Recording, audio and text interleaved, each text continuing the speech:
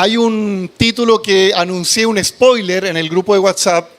Hoy día voy a estar hablando acerca de la segunda venida del Señor y me llamó la atención este dato que la Biblia por lo menos menciona 380 veces el tema de la segunda venida de Cristo. 380 veces. Mucho más que el nuevo nacimiento, mucho más que el arrepentimiento. 350 veces la Biblia habla acerca de la venida del Señor.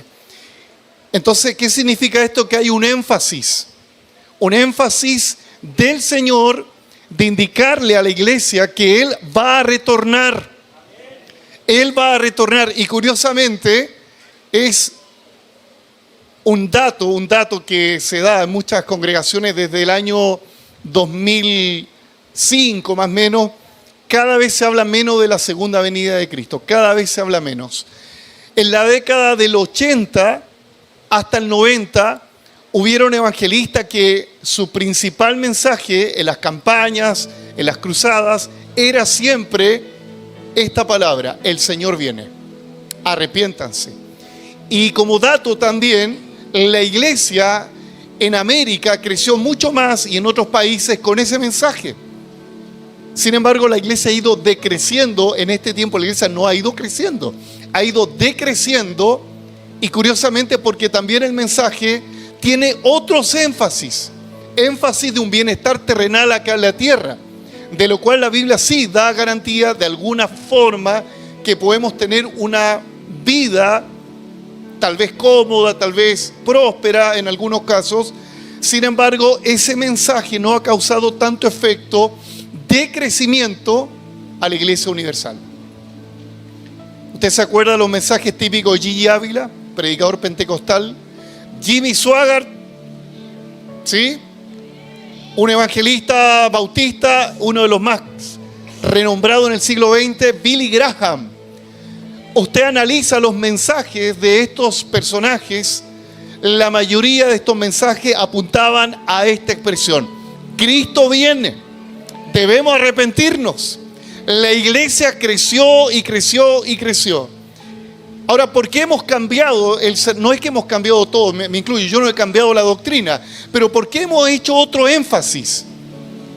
Porque tratamos muchas veces de tener un mensaje de bienestar social, terrenal, a las personas, pero se nos olvida algo: que en este mundo usted y yo estamos como peregrinos y extranjeros.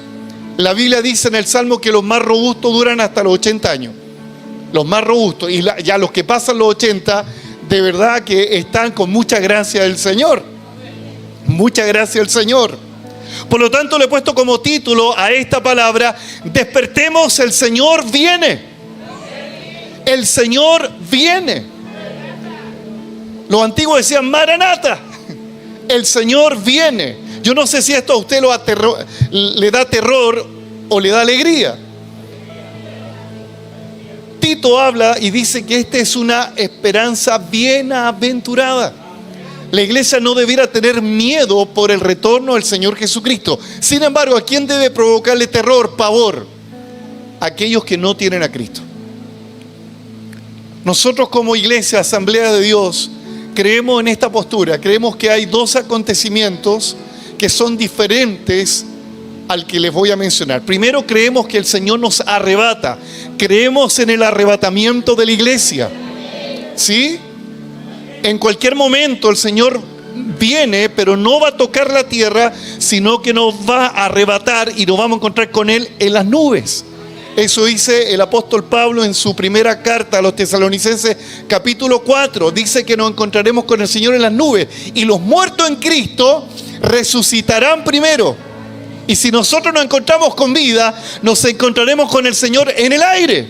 ¡Wow! ¡Qué tremendo! Yo no sé si le da un aplauso al Señor por este acontecimiento. El Señor nos va a arrebatar. Creemos en el arrebatamiento, doctrina fundamental. Pero también creemos en un episodio después de 7 años aproximadamente, que tiene que ver con la segunda venida de Cristo, donde Él viene a la tierra y viene a reinar por 1000 años. Creemos en ese acontecimiento. Él no va a venir modestamente. como vino cuando por primera vez nació el Señor en un pesebre. No, Él va a venir con una corona. Va a venir montado en un caballo que dice en su lomo fiel y verdadero. Aleluya. Todo eso nos anima, todo eso nos trae ánimo, no nos debe traer pavor. Ahora, si alguno de ustedes tiene miedo por lo que estoy diciendo, probablemente el Espíritu Santo le está provocando que haya arrepentimiento para que usted se vaya con el Señor. Para que se vaya con el Señor. Esperanza bienaventurada para la iglesia, pavor y terror para los que se queden aquí en la tierra. Cuando el apóstol Pedro escribe esta carta cerca del 68 después de Cristo, esta es la segunda carta que tiene un énfasis diferente al primero. La primera carta era para animar a todos los cristianos que estaban esparcidos por diversas regiones. La segunda carta tiene un carácter apologético. ¿Qué significa apologético? Defensa de la fe. ¿Por qué? Porque ya en aquel tiempo habían burladores, había gente que decía que el Señor no viene, que eso era un cuento de abuelas. Habían falsos profetas que se habían metido en medio de las comunidades donde estaban estos cristianos fuera de sus regiones y ya estaban comiendo, estaban tomando estas falsas enseñanzas. Sin embargo, esto no debe ser de sorprender en este tiempo, porque hay falsas enseñanzas que dicen que el Señor no nos va a arrebatar. Hay otros que no creen en la segunda venida de Cristo. Esto siempre ha estado. Por eso Pedro escribe esto para reforzar la doctrina, de que el Señor viene y aunque se levante quien se levante para oponerse a esta verdad, la iglesia debe levantar bandera y decir: nosotros creemos que el Señor retornará. En esta hora quiero hablar acerca de 4 asuntos, si el tiempo me da, para evaluar si estamos preparados para la segunda venida de Cristo, ya sea para el arrebatamiento primeramente y también, por consiguiente, para la segunda venida cuando Él reina aquí en la tierra. Lo primero, debemos analizar nuestra condición. Vamos a 2 de Pedro capítulo 3, versículo 1, dice: amados, esta es la segunda carta que os escribo, y en ambas, ponga atención con esta palabra, les despierto con exhortación vuestro limpio entendimiento. ¿Qué le estaba ocurriendo a la iglesia? Parece que estaba dormida. Y estaba dormida por una razón que acá Pedro menciona. Estaban con angustia, estaban alarmados por la persecución. Y lo segundo, estaban dormidos por una falsa enseñanza. Estaban dormidos. Mire, cuando una persona duerme, generalmente es porque está cansada o por ocio. Los seres humanos dormimos por 2 razones: o porque estamos cansados o porque es un tiempo de ocio, un tiempo de relajo. La iglesia en aquel periodo estaba cansada por la persecución, pero también estaba enredada por una falsa doctrina que decía que el Señor no venía.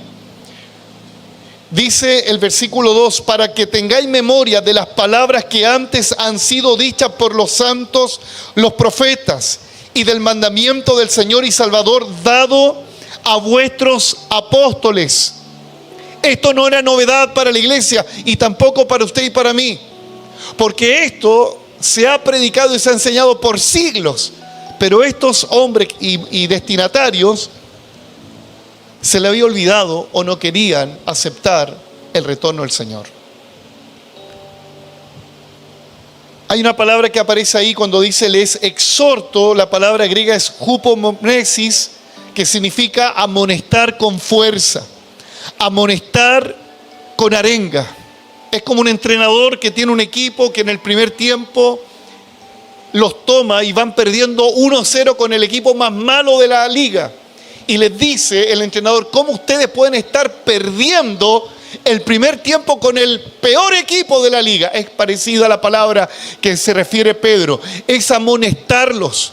Es decir, ustedes saben, ustedes son vencedores, en otras palabras, son un equipo vencedor. Ustedes saben la verdad, cómo están perdiendo este partido.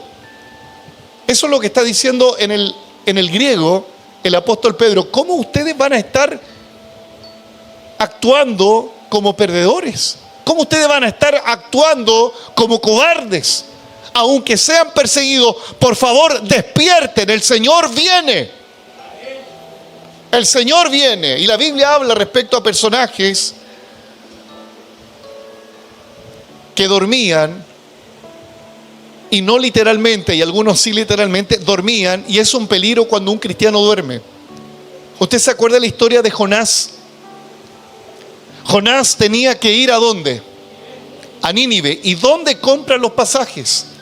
Para Tarsis. Se va al lado contrario. Y dice ahí, justamente la escritura, en Jonás 1:5, que este profeta no quiso asumir su llamado y se fue en una embarcación y se levantó una gran tormenta. Y cuando se levanta esa gran tormenta, el capitán y los marineros que iban ahí se dan cuenta que por culpa de un hombre que estaba ahí dormido, que no quería asumir su deber de predicar el evangelio a Nínive, se levanta una gran tormenta. Y dice que los marineros tuvieron miedo y cada uno llamaba a su Dios. Y echaron al mar los enseres que había en la nave para descargarla de ellos. Pero Jonás había bajado a los lados del buque y se había echado a dormir. ¿Será que muchas veces los ministros, los hermanos, los hijos del Señor, no queremos asumir nuestro deber principal de anunciarle a toda la gente que Jesús es el Señor, pero junto con ello que el Señor viene? Y si no hay arrepentimiento, la gente se quedará aquí en la gran tribulación sufriendo la peor catástrofe que la humanidad nunca ha tenido. Si nosotros como iglesia no estamos poniendo atención al mensaje de la venida de Cristo, probablemente el Señor nos está viendo como Jonás, que estamos relajados, que estamos dormidos, que estamos en una dirección contraria al propósito del Señor. El problema de quedarse dormido de un cristiano, de un creyente, es que se pone tan cómodo y que todas las bendiciones que Dios le da, la aprovecha para sí, pero no hace la obra de Dios. Me explico. ¿Se acuerda usted de la reconstrucción del templo? Cuando el templo fue devastado en el año 586 por Nabucodonosor, antes de Cristo, 586, pasaron 70 años. El Señor envía un mandamiento y dice: vayan a reconstruir el templo. Suben 3 personajes, Josué, Zorobabel y Ageo. Suben a reconstruir el templo. Todo iba bien, pero ante la persecución de los samaritanos que estaban allí, ¿qué es lo que hicieron ellos? Se quedaron, como dicen el buen chileno, dormidos los laureles. ¿Qué significa esto? Se quedaron con todo el recurso que Dios les dio y no hicieron la voluntad de Dios de reconstruir el templo. ¿Sabe lo que el Señor hace? Levanta a Ageo y le dice: ustedes dicen que no es tiempo para reconstruir la casa al Señor. Habían pasado 17 años donde ellos estaban así. 17 años. ¿Y sabe lo que hace el Señor? Dice que ocupa a Ageo y dice que despertó Jehová el espíritu de Zorobabel, el gobernador, despertó el espíritu de Josué, hijo de Josadac, que era sacerdote, despertó el espíritu de Ageo y de todo el pueblo y trabajaron en la casa del Señor. ¿Qué es lo que el Señor requiere en este tiempo? Despertar a su iglesia. Despertarnos para que ya no durmamos en nuestros placeres y no durmamos en tanta bendición que hemos recibido y no asumimos el compromiso. ¿Cuál es el principal compromiso que Dios tiene con su iglesia? ¿Cuál es la gran comisión? Predicar el evangelio, hacer discípulos a todas las naciones. Pero nosotros decimos: no ha llegado el tiempo. Es más, decimos: no, el tiempo, parece que el tiempo del Señor está lejano, no estamos en el tiempo que el Señor retorne. Eso es un peligro, porque nosotros debiéramos despertar. Yo no sé cuánto cristiano les gusta escuchar el mensaje placebo, ese mensaje que Dios te va a prosperar, que te va a ir bien, que vas a ser el superhéroe, que nunca te va a enfermar, que vas a tener a tu suegra en la China. No sé, tantas cosas que uno espera.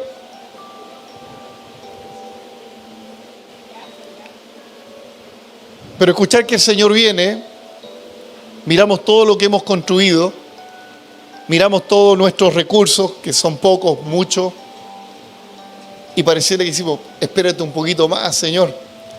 Por lo menos no venga en febrero, tengo vacaciones.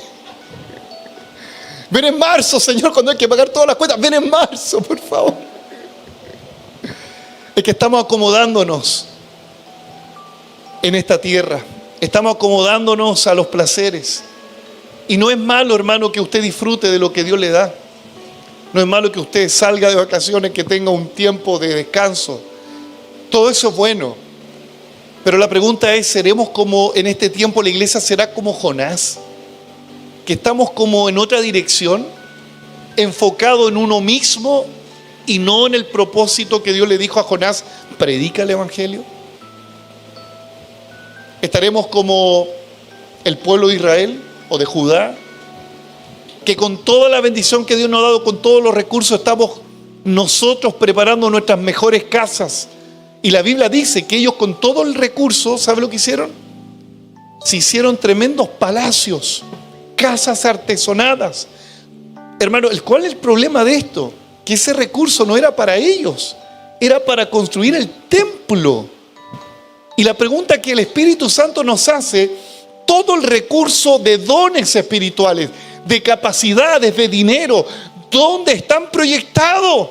¿Cuántos misioneros tienen que abortar la misión? ¿Por qué? Porque la iglesia está acomodándose con sus recursos, que son de Dios, solamente para un bienestar personal, pero hemos cerrado la mano a la gran comisión, hemos cerrado la mano a lo que el Señor nos encomendó.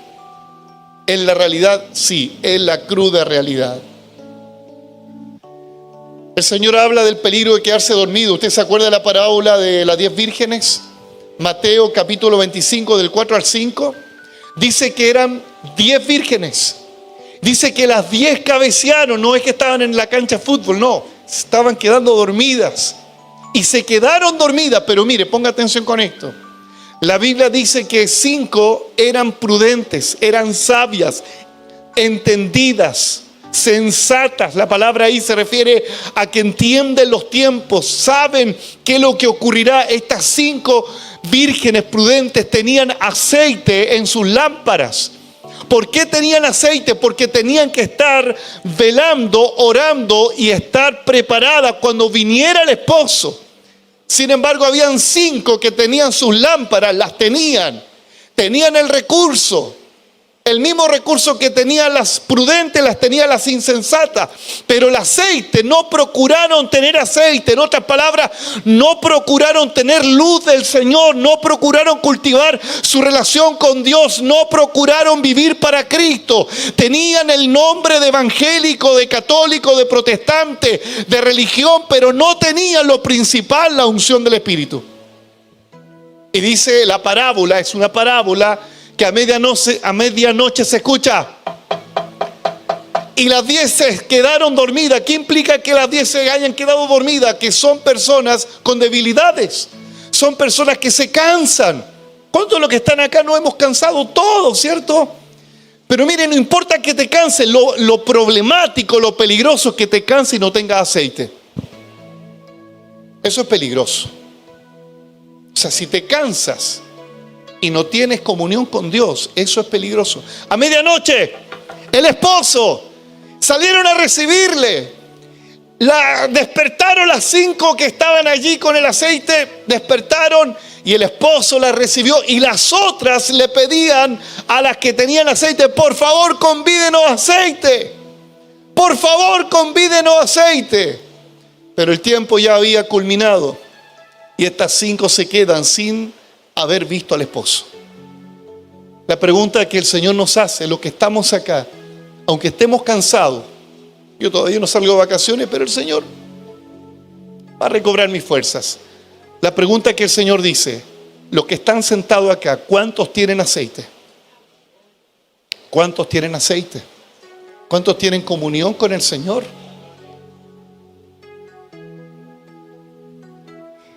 Es peligroso quedarse dormido. Tan peligroso que en Mateo capítulo 25 del 4 al 5 dice esta parábola justamente que le he mencionado. Primero a los Tesalonicenses, capítulo 5, del 4 al 6, en la versión NTV. Dice, pero ustedes, amados hermanos, no estén a oscuras acerca de estos temas.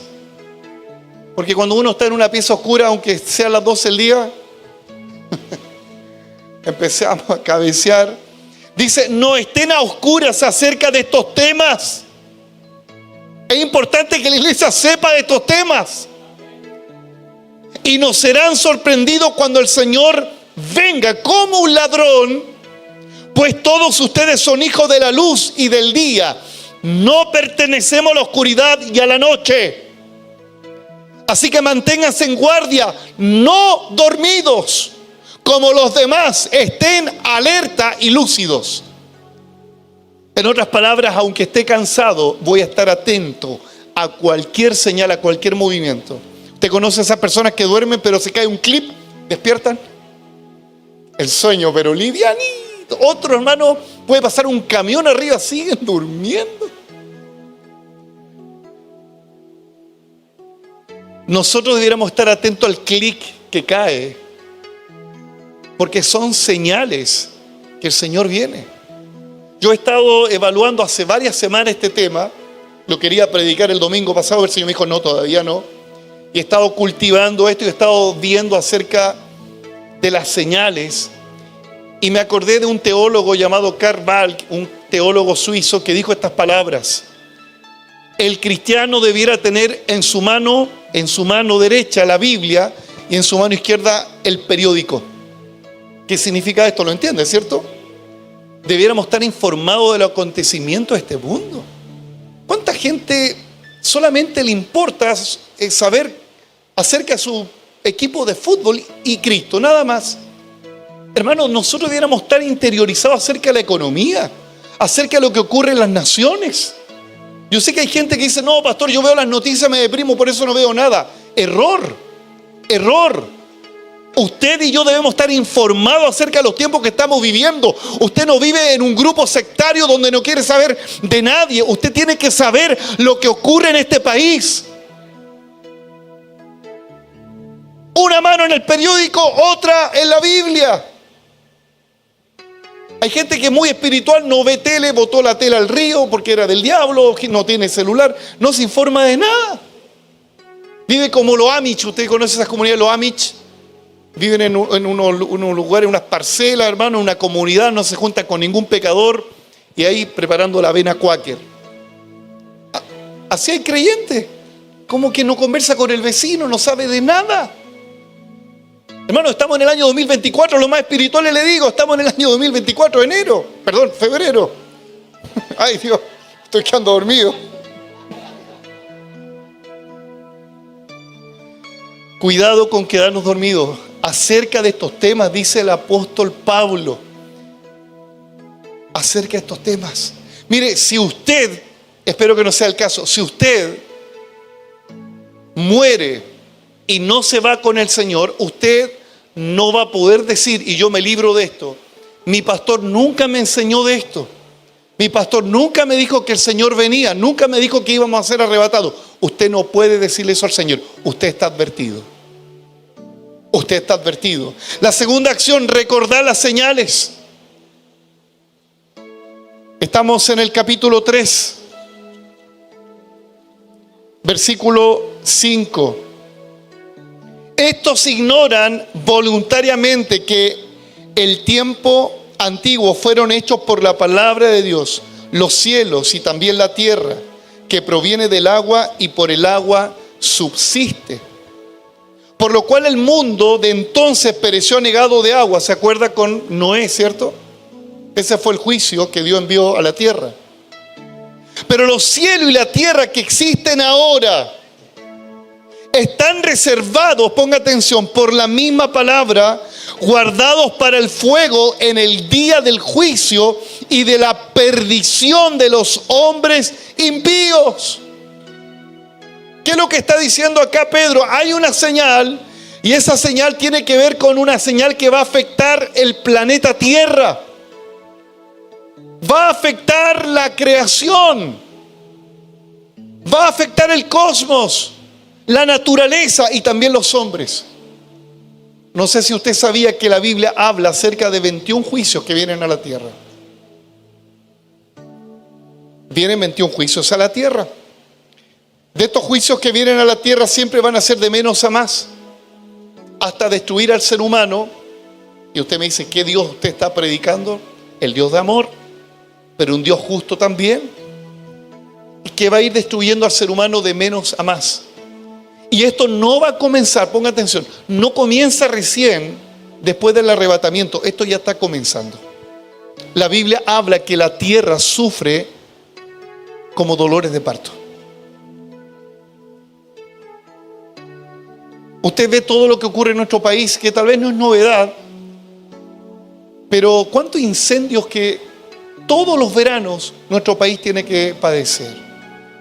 ¿Sabe que acá Pedro, el apóstol Pedro, dice que los elementos serán ardiendo en esta tierra? Yo no sé si usted tuviste esas imágenes que se viralizó de la gente que iba por el troncal de Viña del Mar, por donde está ahí la localidad de Peñuelas, cómo era una guerra. Parece que la gente conducía en medio de fuegos y parecía una guerra. Bueno, todo eso que usted ve es un pequeño detalle o un spoiler de lo terrible que ocurrirá en la tierra en la gran tribulación. No tengo tiempo para explicar todos los juicios que vienen, pero todo lo que estamos viviendo, como dijo el cantante Charlie Busto, es la sinopsis de una gran película. Es la sinopsis de una gran película. ¿Sabe el problema que nosotros tenemos? Que hemos perdido la capacidad de asombro y de reacción. Yo no sé si tú ves, estos medios que son internacionales, donde la BBC, por ejemplo, donde aparece ahí en el cable o en internet una banda abajito del noticiero y dice Siria, 100.000 muertos. Y aparece como que si fuera un aviso de utilidad pública. 100 muertos. 100 muertos. Y uno lo lee, es como que murieron hormigas, ¿qué? Y seguimos como si nada, comiendo ahí snack. Escuchamos esas noticias y como que no nos causan pavor, impacto. Uno dice, total, estoy en Puente Alto, no estoy cerca de Viña del Mar, y seguimos la vida normal. Hemos perdido la capacidad de asombro. ¿Y sabe por qué la hemos perdido? Porque es parte de una de las señales que el apóstol Pablo habla acerca de las personas en los últimos tiempos. Mire, la primera señal que yo observo según Pedro es que va a haber una gran apostasía. Habla de burladores. ¿Quiénes son los burladores? Son aquellos, y en el contexto está hablando de esos falsos maestros que estaban metidos en medio de la comunidad, que conocían la palabra, pero la torcieron, la tergiversaron y se burlaban de la palabra de Pedro. Se burlaban de la palabra de Pablo, se burlaban de este mensaje que el Señor viene, Él retorna. No es de sorprender que el mundo se burle. Me acuerdo una vez fui al baño ahí, decía Cristo viene, lo trae Pepsi. Claro, uno da como entre risa y dice, bueno, Señor, envíele un rayo parte a este que escribió eso. Pero la gente se burla y es normal que la gente se burle. Pero no es normal que un creyente que conoce la Escritura se burle de quienes creemos en esto.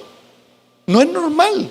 Eso tiene un grado de apostasía. ¿Qué es lo que es la apostasía? Es abandonar la fe. Es abandonar a Cristo. Habiéndolo conocido, habiendo gustado de los dones espirituales, rechazan al Señor, pisotean la sangre de Cristo con sus actos. ¿Hay burladores? Sí, hay burladores. Judas 1, 17 al 19 dice, pero vosotros, amados, tenemos memoria de las palabras que antes fueron dichas por los apóstoles de nuestro Señor Jesucristo. ¿Cuánto tienen memoria de esto? Yo tengo memoria. Los que os decían, en el postrer tiempo habrán burladores que andarán según sus malvados deseos. Estos son los que causan divisiones. Los sensuales que no tienen al Espíritu. Los burladores más peligrosos están dentro de un grupo de cristianos llamado iglesia. Hay una palabra que me llama la atención, la palabra los sensuales. Cuando uno lo lee, se imaginará, no sé, un falso profeta con polera apretada, así como patea, así mostrando las calugas. El falso profeta, no, ese no es el sensual. No. La palabra griega se refiere a este término, piskikoi, que significa que tienen una mente natural. O sea, son tipos elocuentes naturalmente, teológicamente, psicológicamente, socialmente, académicamente. Están metidos dentro de las iglesias y se burla del hermano pentecostal, porque nosotros los pentecostales somos los que más, y los bautistas, los que más hablamos de la venida del Señor. Son sensualmente natural. Su mensaje no está con la unción del Espíritu. Su mensaje no es solamente escritura, la sola escritura, no. Ellos la mezclan. Y se burlan de quienes creemos en esto y nos llaman, ¿saben cómo nos llaman? Los escapistas. Así nos llaman los escapistas.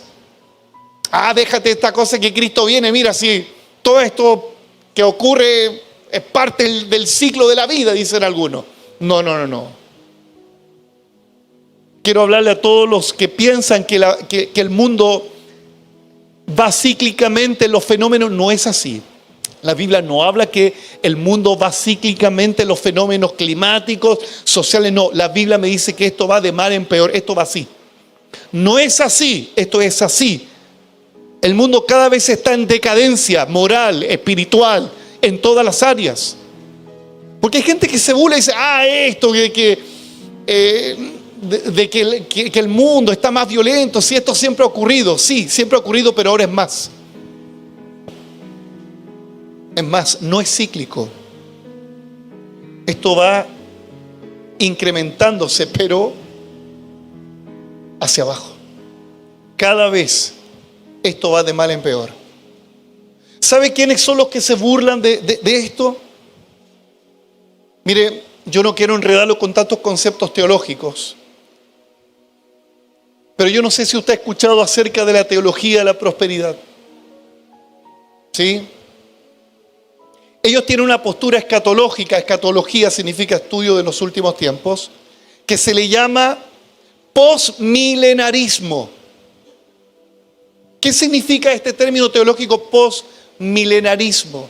Significa, y ellos dicen, que el mundo, que la iglesia va a conquistar el mundo, que la iglesia va a cristianizar el mundo. ¿Y cuál es el mensaje atractivo? Que tenemos que evangelizar todas las esferas de esta sociedad: la economía, la política, la educación. Tenemos que cristianizar todo eso. Entonces, cuando ellos dicen esto, y es atractivo el mensaje, porque si alguien le dice, vamos a conquistar Chile para Cristo, usted saca la espada de Wallace y dice, amén. Pero ¿cuál es el problema de esto? Es que no vamos a evitar lo que la Biblia dice. Va a haber más guerra. Oremos por la paz del mundo. Discúlpeme, hermano, pero esa oración no va a tener respuesta. Discúlpeme. ¿Sabe por qué? Porque la Biblia no dice que va a venir más paz a la tierra. Va a venir más destrucción a la tierra. Entonces, ¿cómo yo tengo que orar? Con entendimiento. Obviamente que la iglesia desea la paz.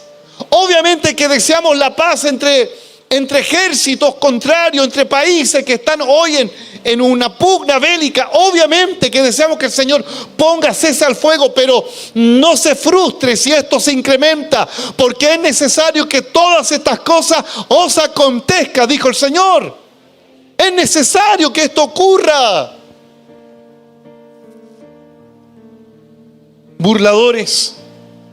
Entonces la iglesia desde inicio del siglo XX comenzó a tomar esta postura teológica. Vamos a conquistar el mundo.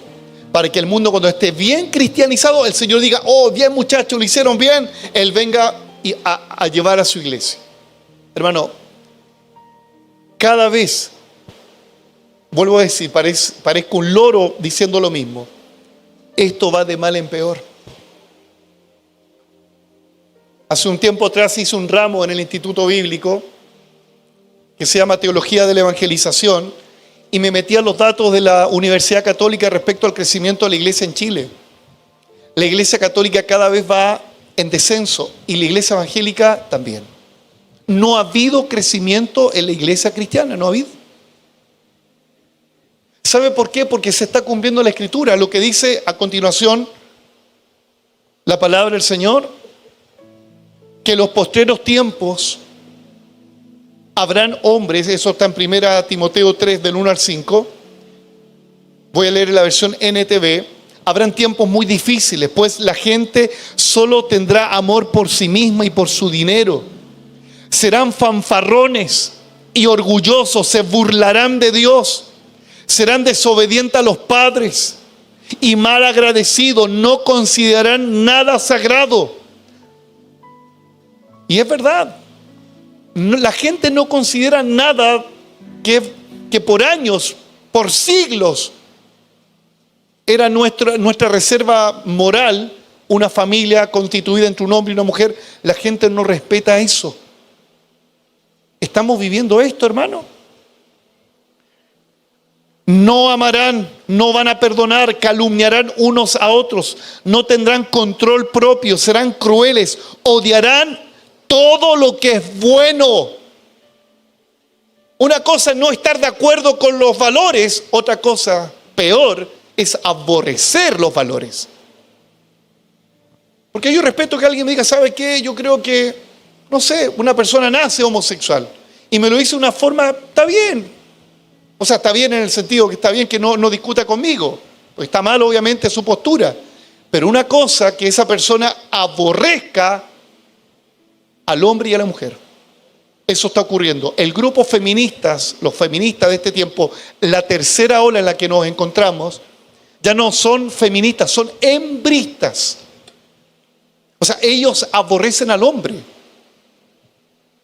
Una cosa es estar de acuerdo con los derechos de la mujer, y estamos de acuerdo, pero otra cosa diferente, y se cumple en la Escritura, ellos, ellas, no sé cómo decirle,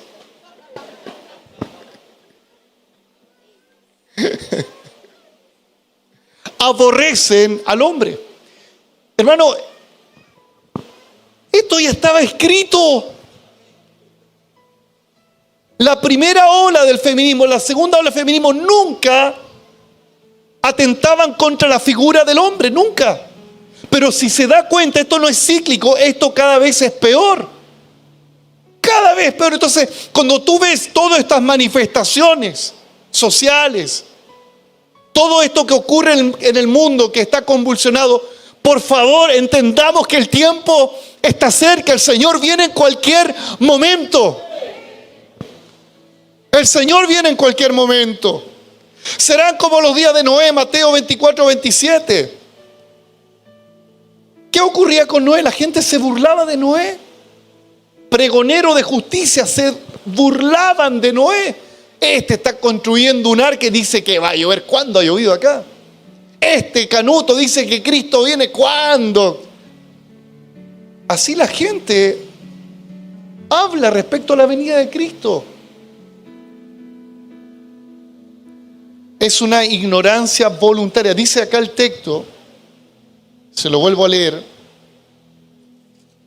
2 de Pedro capítulo 3. Estos ignoran voluntariamente. Voluntariamente ignoran.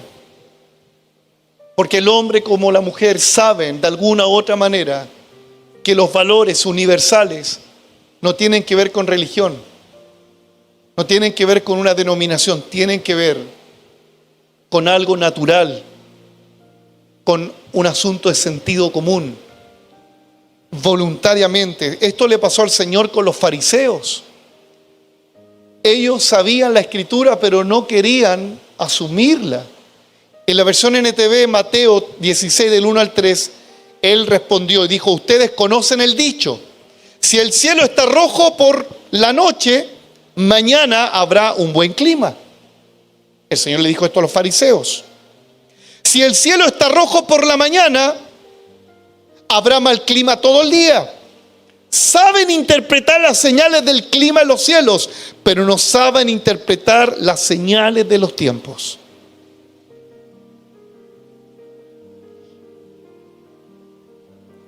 ¿Usted percibe, hermano, en el espíritu que el Señor viene?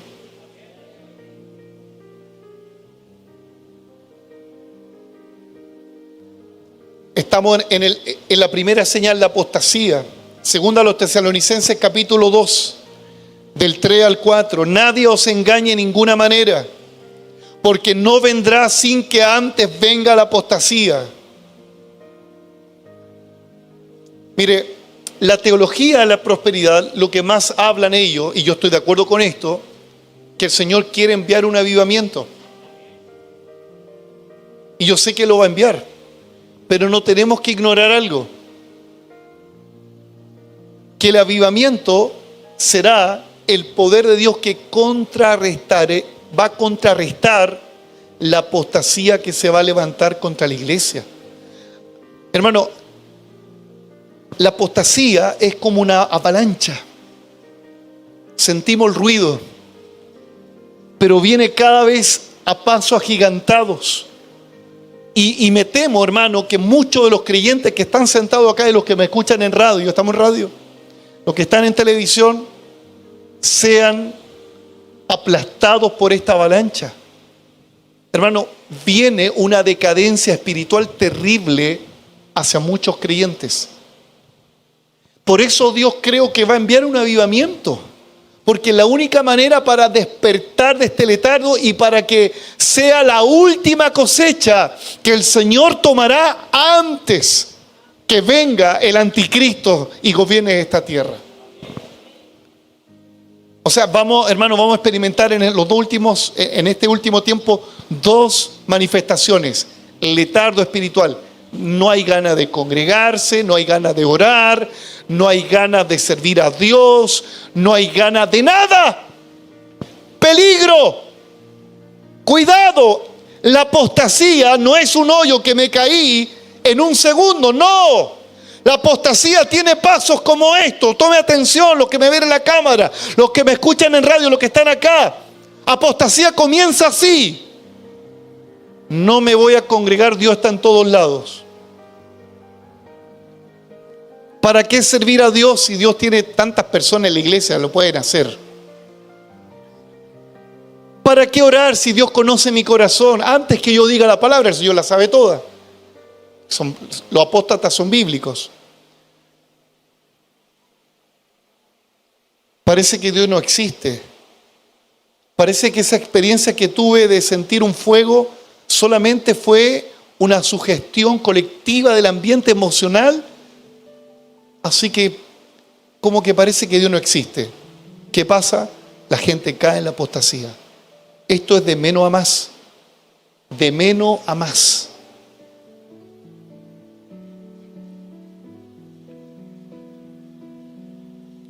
Hablaba con un hermano que se va a congregar prontamente con nosotros. Debe estar escuchándome. Y él me dijo estas palabras. Estoy triste, me dijo. Estoy triste. ¿Y por qué? Le dije. Este hermano famoso en una radio, no le voy a decir el nombre, me voy a reservar el nombre, conocido en el medio evangélico, popular, carismático. Y me dijo, estoy aburrido. Me dijo, ¿y de qué estoy aburrido? Llevo 5 años en una iglesia, me dijo.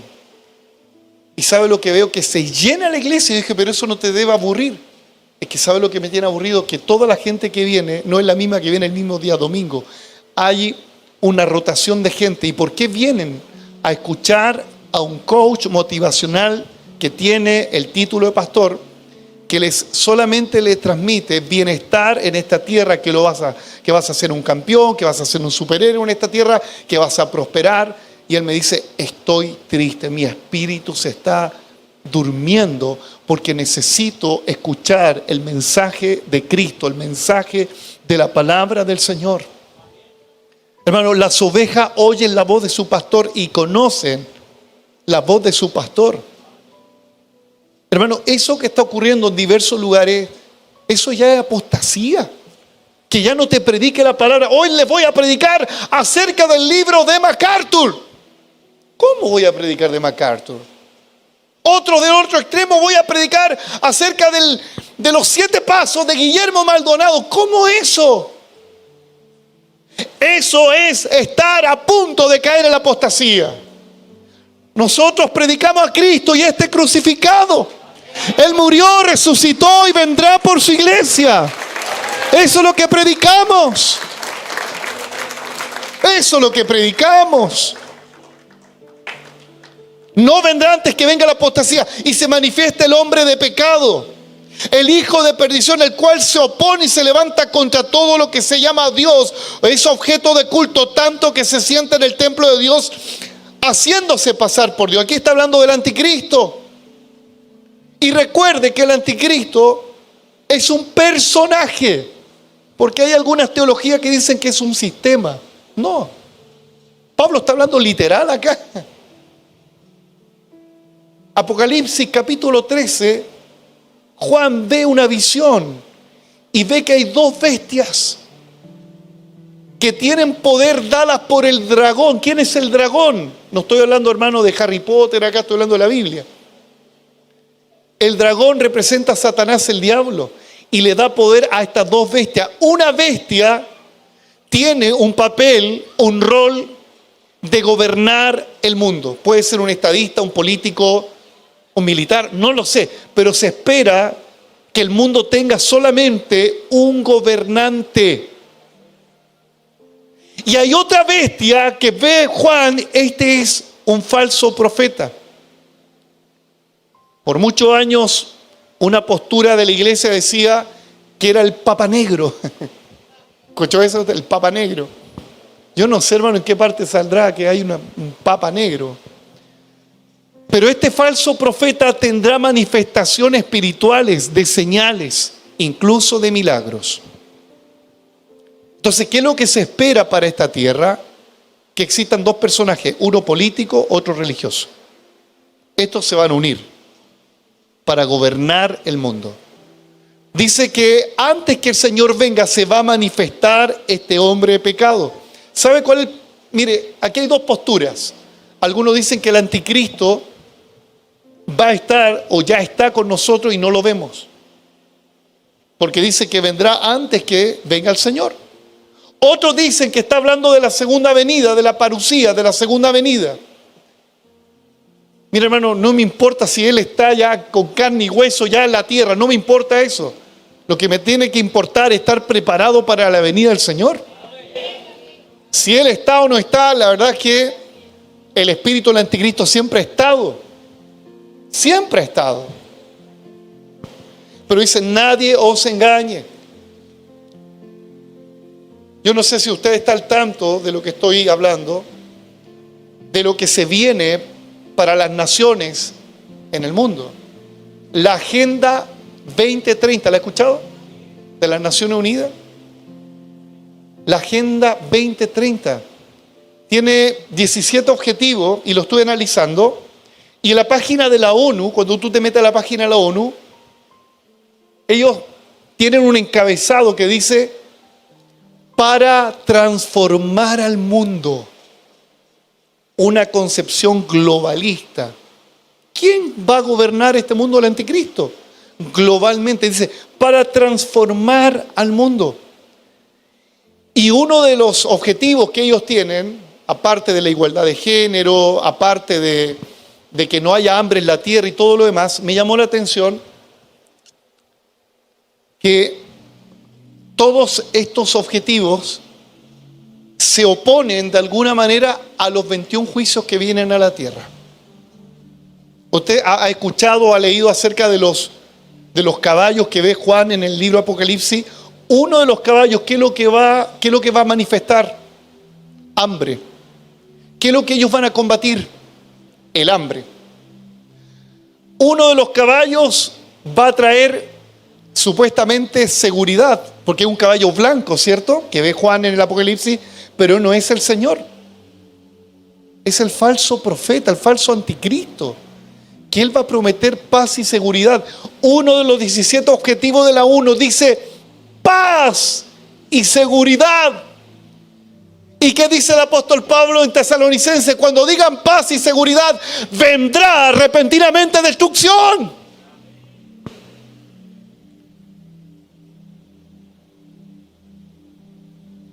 La creación de Dios, Pedro habla que los elementos de este planeta Tierra serán consumidos. Es otra señal. Versículo 7. Segunda de Pedro, capítulo 3, versículo 7. Pero los cielos y la tierra que existen ahora están reservados por la misma palabra, guardados para el fuego en el día del juicio y de la perdición de los hombres impíos. Entre paréntesis, una de las 17 objetivos de la ONU, ¿sabe cuál es? Resguardar el medio ambiente. Ahora, todo eso es bueno, obvio, o sea, nadie quiere, con excepción de los que están con problemas en su mente, de quemar un bosque. Pero si te das cuenta, todos los juicios que vienen a la tierra, como que la ONU se está preparando, mira, la ONU se está preparando para la gran tribulación. La ONU está preparando un escenario para el anticristo. Y no soy sensacionalista para decirlo. Es que debemos entender los tiempos que estamos viviendo. La tierra, yo no sé si usted ha visto la estadística, según la ONU, en la edición del año 2023, señala y revela que 735 millones de personas en el mundo hoy padecen un hambre extrema. Y es más que en el periodo de la pandemia. Y viendo los datos anteriores, siempre va a haber más hambre, según la estadística, en la tierra. ¿Qué dijo Jesús? ¿Cuáles son las señales antes que Él venga? Hambre. Porque los burladores que dicen, pero siempre ha habido hambre, dicen, ¿cierto? Sí, pero esto se incrementa. Hermano, los datos de la ONU señalan que hay más hambre ahora que en el tiempo de la pandemia. El clima me llamó la atención. Dentro de los 17 objetivos es preservar el medio ambiente, el factor climático que a todos nos tiene un poco complicado. Yo les pido que se sienten los hermanos, por favor. No sé si lo estoy lateando con esto, pero veo que hay harto movimiento. Por favor. La temperatura media de la Tierra ahora es 1.1 grado más elevado en relación a los siglos anteriores, antes de la Revolución Industrial, y más elevado en términos absolutos que los últimos siglos. ¿Qué dice la palabra del Señor? Pedro dice que los elementos de la tierra serán consumidos por el fuego. O sea, hermano, los datos científicos están comprobando lo que la Escritura dice. Las guerras entre Israel y Hamás y otros conflictos de guerra que siempre han habido en esta tierra, pero hay datos de verdad terribles. Por ejemplo, yo no sé si usted sabía que hay más de 10.000 palestinos muertos a la fecha. Y la mayoría son civiles. Cerca de 1.500 israelitas muertos, la mayoría son civiles. ¿Siempre ha habido guerra? Siempre ha habido guerra. El problema está que perdemos la capacidad de asombro. Porque una de las señales del último tiempo, ¿cuál era? Que la gente no tendrá amor fraternal. O sea, la gente como que, bueno, pobrecito.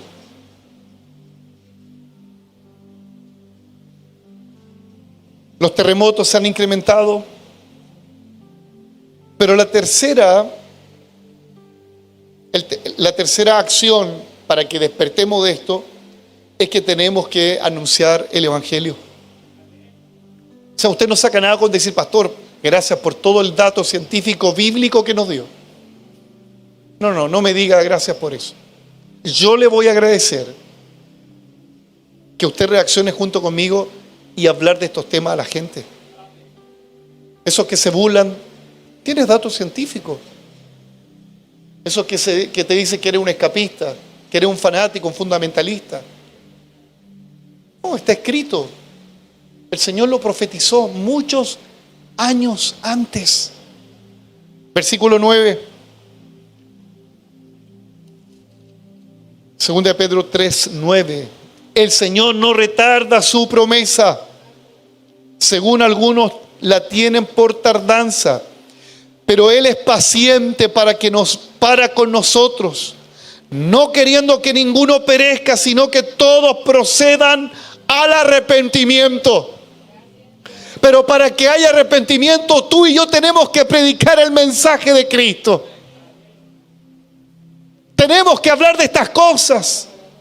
Debemos evaluar cuál es el mensaje evangelístico que hemos tenido. Ven a Cristo y se te solucionarán todos tus problemas. ¿Quién no quiere venir a Cristo así? Ven a Cristo y serás feliz. No digo que Cristo no te haga feliz. Sí, te puede hacer feliz. Sí, Él puede resolver tus problemas. Sí. Pero ese no es el meollo, no es lo fundamental del mensaje. ¿Qué es lo que dijo Pedro? Lleno del Espíritu Santo, arrepentidos, para que vengan tiempos de refrigerio. ¿Qué es lo que dijo el Señor Jesucristo? Cuando Él aparece, arrepentidos porque el reino de los cielos se ha acercado.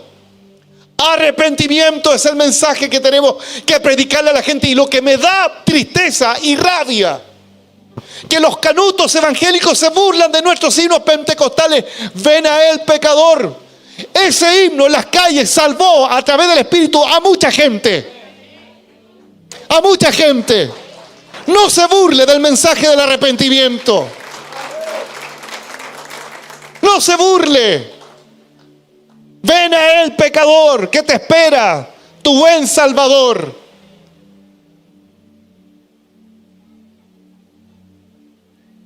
No se burle de los hermanos pentecostales que predican en la calle. Si usted no es capaz de predicarle ni a su sombra, usted no tiene ningún derecho moral de burlarse del hermano pentecostal que está con 35 grados y que su religión le dice que tiene que estar con su chaqueta ahí, todo transpirado, predicando. Mi respeto a ellos. Mi respeto a ellos. No tengamos una doble moral. A veces decimos, no, yo no, como que uno quiere como librarse de eso. No, yo no soy de esos evangélicos que andan diciendo, ¡arrepiéntete! ¿Y quién eres tú? ¿Y cuál es tu mensaje? ¿Es de burlarse, decir arrepiéntete? ¿Cuántos burladores en este tiempo hay?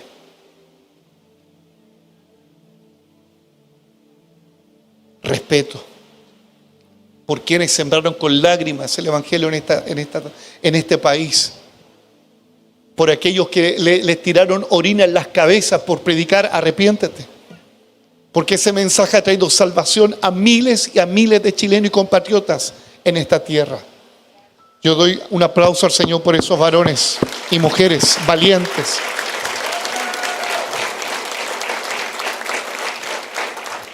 ¿Qué nos espera ante este gran acontecimiento? ¿Usted cómo se prepara para recibir el año nuevo? ¿Anda con la chala con Dorito, anda así todo andrajoso? ¿Cómo se prepara usted para un acontecimiento, el cambio de año? Se baña, se pone la mejor ropa, de gala algunos, ¿cierto? Porque viene algo nuevo. Sí, viene algo nuevo a la tierra, viene Cristo. Y mire lo que dice 2 de Pedro capítulo 3, versículo 11. Esperando y apresurándonos para la venida del Señor Dios.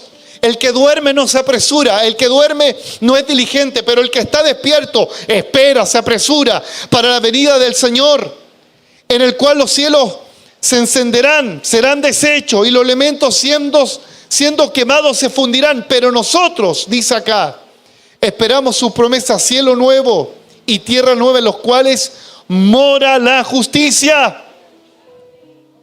Aleluya. Versículo 11. Estos elementos serán ardiendo y se fundirán. Y si esto va a ocurrir, ¿usted se va a preparar? Viene algo terrible a la tierra, hermano. No sé si este mensaje fue dulce para ti, pero tengo que decir las cosas como están escritas. Esto, hermano, debe provocar una reacción de evangelizar. Yo no puedo quedarme impávido y decir, no, la vida continúa igual, no. Si usted dice que el mundo es cíclico, no es cíclico, va de mal en peor. Con estas palabras digo las mismas de Pedro: os exhorto para que despertemos de nuestro letargo. Os exhorto para que prediquemos el Evangelio y para que no cambiemos el mensaje. Cristo viene. Póngase en pie, por favor. Señor, gracias. Gracias te doy, Señor, por la palabra que nos ha dado. Yo sé que es una palabra que nos incomoda porque tal vez muchos de nosotros estamos durmiendo. Como Jonás, que está en dirección contraria a Nínive. Como Judá, que está disfrutando sus placeres. Y el templo no está construido. Oh Dios eterno, despiértanos, Espíritu Santo. Tú vienes por tu iglesia. Ven, Señor Jesús, dice la esposa. Y el Espíritu dice, ven. Ven, Señor Jesús.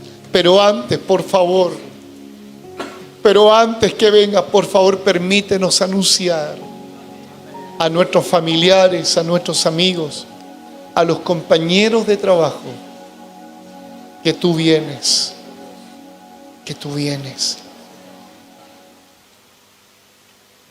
Yo no sé si tú te dispones y le dices, Señor, aquí estoy. No solamente para prepararme para tu venida, sino para prepararme para anunciar este mensaje.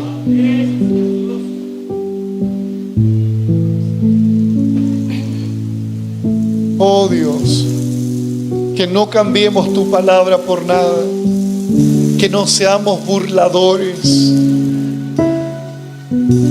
Tú vienes por tu iglesia, Señor. Oh Dios, tú vienes por tu iglesia. Si hay alguien de los que está acá que siente que es como aquellas vírgenes que no tiene aceite, que está solamente simpatizando con Dios